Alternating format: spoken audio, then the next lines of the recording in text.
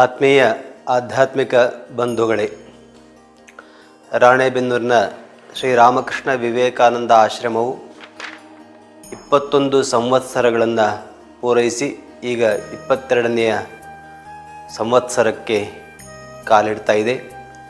ಆದ್ದರಿಂದ ಅದರ ಒಂದು ನೆನಪಿಗಾಗಿ ಆಶ್ರಮವು ವಾರ್ಷಿಕೋತ್ಸವವನ್ನು 2 ದಿನಗಳ ಕಾಲ ನಾವು ಆಚರಿಸ್ತಾ ಇದ್ದೇವೆ.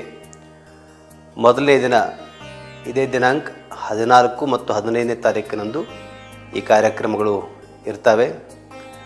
ಮೊದಲನೇ ದಿನ ಬೆಳಗ್ಗೆ ಹಾವೇರಿಯ ವಿಶ್ವವಿದ್ಯಾಲಯದಲ್ಲಿ ಒಂದು ಯುವಕರಿಗೆ ಮಾರ್ಗದರ್ಶನ ಮಾಡುವಂಥ ಕಾರ್ಯಕ್ರಮ. ಸಂಜೆ ರಾಣೆಬೆನ್ನೂರಿನಲ್ಲಿರ್ತಕ್ಕಂಥ ಮಾರುತಿ ನಗರದ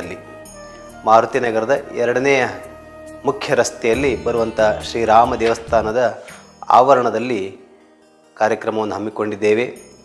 ಉದ್ದೇಶ ಇಷ್ಟೇ, ಈ ನಮ್ಮ ಆಶ್ರಮವು ಒಂದು ಆಧ್ಯಾತ್ಮಿಕ ಮತ್ತು ಧಾರ್ಮಿಕ ಪ್ರಸಾರ ಕೇಂದ್ರ.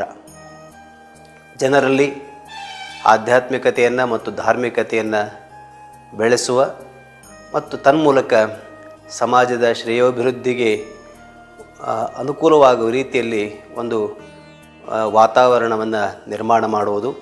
ಆದ್ದರಿಂದ ಅದರ ಮೊದಲ ಹಂತವಾಗಿ ಚಿಂತನೆಗಳನ್ನು ಜನರಿಗೆ ತಲುಪಿಸುವಂಥದ್ದು. ಆಶ್ರಮವು ಕಳೆದ ಇಷ್ಟು ವರ್ಷಗಳಿಂದಲೂ ಕೂಡ ಯುವಕರಿಗೆ, ವಿದ್ಯಾರ್ಥಿಗಳಿಗೆ, ಶಿಕ್ಷಕರಿಗೆ, ತಾಯಂದಿರಿಗೆ, ಹೀಗೆ ಸಮಾಜದ ಎಲ್ಲ ವರ್ಗದವರಿಗೆ ಬೇರೆ ಬೇರೆ ರೀತಿಯಲ್ಲಿ ಈ ಸಂಸ್ಕೃತಿ ಮತ್ತು ಶ್ರೇಷ್ಠ ಪೌಷ್ಟಿಕ ಚಿಂತನೆಗಳ ಪ್ರಸಾರವನ್ನು ಮಾಡ್ತಾ ಇದೆ. ಈ ವಾರ್ಷಿಕೋತ್ಸವದ ದಿನದಂದು ಕೂಡ ಅಂಥ ಒಂದು ಅದ್ಭುತವಾದಂಥ ಚಿಂತನಾ ಕಾರ್ಯಕ್ರಮವೇ ಇದೆ. ನಮಗೆಲ್ಲರಿಗೂ ಆ ಚಿಂತನೆಯನ್ನು, ಶ್ರೇಷ್ಠ ಮತ್ತು ಶಕ್ತಿಯುತವಾದ ಚಿಂತನೆಗಳನ್ನು ನಮಗೆ ನೀಡುವುದಕ್ಕೆ ಆಗಮಿಸ್ತಾ ಇದ್ದಾರೆ ಪರಮ ಪೂಜ್ಯ ಸ್ವಾಮಿ ನಿರ್ಭಯಾನಂದ ಸರಸ್ವತಿ ಸ್ವಾಮೀಜಿಯವರು. ತಮಗೆಲ್ಲ ತಿಳಿದಿರುವಂತೆ ಅವರು ಇವತ್ತು ಅಂತಾರಾಷ್ಟ್ರೀಯ ಅತ್ಯುತ್ತಮ ಪ್ರವಚನಕಾರರು. ಸ್ವಾಮಿ ವಿವೇಕಾನಂದರು ಭಾಗವಹಿಸಿದಂಥ ವಿಶ್ವಧರ್ಮ ಸಮ್ಮೇಳನ ಮೊದಲನೇದಾದರೆ, 4ನೇ ವಿಶ್ವಧರ್ಮ ಸಮ್ಮೇಳನ ಸ್ಪೇನಿನ ಬಾರ್ಸಿಲೋನಾದಲ್ಲಿ ನಡೆದಾಗ ಅದರ ಭಾರತದ ಪ್ರತಿನಿಧಿಗಳಾಗಿ ಅದರಲ್ಲಿ ಭಾಗವಹಿಸಿದಂಥವರು. ಇವತ್ತು ದೇಶ ವಿದೇಶಗಳಲ್ಲಿ ಅವರ ಚಿಂತನೆಗಳನ್ನು ಇಷ್ಟಪಡುವ ಜನ ಸಮುದಾಯ ಇದೆ.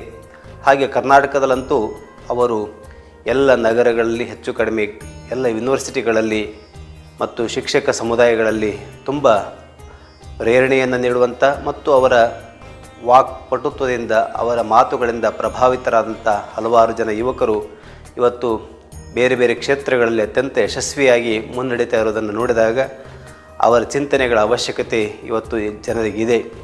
ಹಾಗಾಗಿ ಅಂಥ ಪೂಜ್ಯರು 2 ದಿನಗಳ ಕಾಲ ನಮ್ಮೊಂದಿಗೆ ಇರ್ತಾ ಇರೋದೇ ನಮ್ಮೆಲ್ಲರ ಸೌಭಾಗ್ಯ. ಪೂಜ್ಯರು ಅವತ್ತು ಪ್ರವಚನವನ್ನು ನೀಡಲಿದ್ದಾರೆ.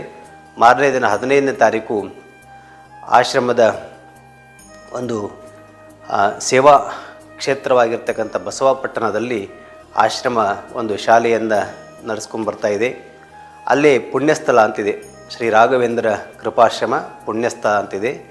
ಆ ಪುಣ್ಯಸ್ಥಳದಲ್ಲಿ ಒಂದು ಆಧ್ಯಾತ್ಮಿಕ ಶಿಬಿರ, ಯಾರು ನಿಜವಾಗಲೂ ಆಧ್ಯಾತ್ಮಿಕ ಒಂದು ಧ್ಯಾನ ಜೀವನವನ್ನು ನಡೆಸಬೇಕು, ತನ್ಮೂಲಕ ನಮ್ಮ ಸಂಸಾರ ಜೀವನ, ನಮ್ಮ ಗೃಹಸ್ಥ ಜೀವನ ಚೆನ್ನಾಗಿರಬೇಕಂತ ಬಯಸುವಂಥವರಿಗೆ ಒಂದು ಮಾರ್ಗದರ್ಶನ ಮಾಡುವಂಥ ಕಾರ್ಯಕ್ರಮ. ಆ ಕಾರ್ಯಕ್ರಮದಲ್ಲೂ ಪೂಜ್ಯರು ಭಾಗವಹಿಸ್ತಾ ಇದ್ದಾರೆ. ಪೂಜ್ಯರೊಂದಿಗೆ ಇನ್ನೂ ಹಲವಾರು ಸುಮಾರು 7 ಜನ ಸ್ವಾಮೀಜಿಗಳು ಈ ಕಾರ್ಯಕ್ರಮದಲ್ಲಿ ಭಾಗವಹಿಸ್ತಾ ಇರೋದು ನಮ್ಮೆಲ್ಲರ ಸೌಭಾಗ್ಯ. ಅವರೆಲ್ಲರ ದರ್ಶನ, ಅವರ ಭಜನೆ ಮತ್ತು ಅವರ ಮಾತುಗಳನ್ನು ಕೇಳುವಂಥ ಸುಯೋಗ ನಮ್ಮೆಲ್ಲರಿಗಿದೆ. ಆದ್ದರಿಂದ ಹೆಚ್ಚಿನ ಸಂಖ್ಯೆಯಲ್ಲಿ ತಾವೆಲ್ಲ ಆಗಮಿಸಬೇಕು, ಈ ಕಾರ್ಯಕ್ರಮಗಳಲ್ಲಿ ಭಾಗವಹಿಸಬೇಕು ಅಂತ ವಿನಂತಿ ಮಾಡಿಕೊಳ್ತಾ ಇದ್ದೇನೆ.